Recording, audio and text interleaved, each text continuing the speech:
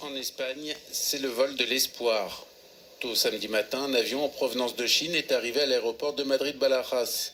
À son bord, plus d'1 million de masques de protection pour le personnel de santé, bien sûr, mais aussi pour les forces de sécurité, les chauffeurs de bus et tous ceux qui continuent de travailler dans une Espagne meurtrie par les derniers bilans.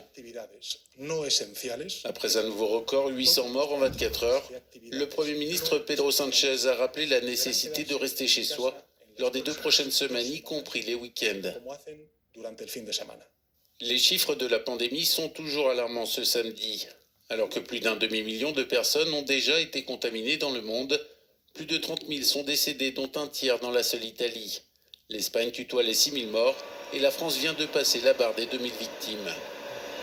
À Bergame, l'espoir s'est matérialisé en à peine une semaine. Un hôpital de campagne, à même d'accueillir 230 patients, est sorti de terre en un temps record. En France, la répartition des patients entre régions s'accélère pour désengorger les clusters les plus importants, le Grand Est et l'Île-de-France. L'armée a débuté ce week-end une vaste opération de transfert aérien, principalement en direction de l'ouest du pays, moins touché par la pandémie.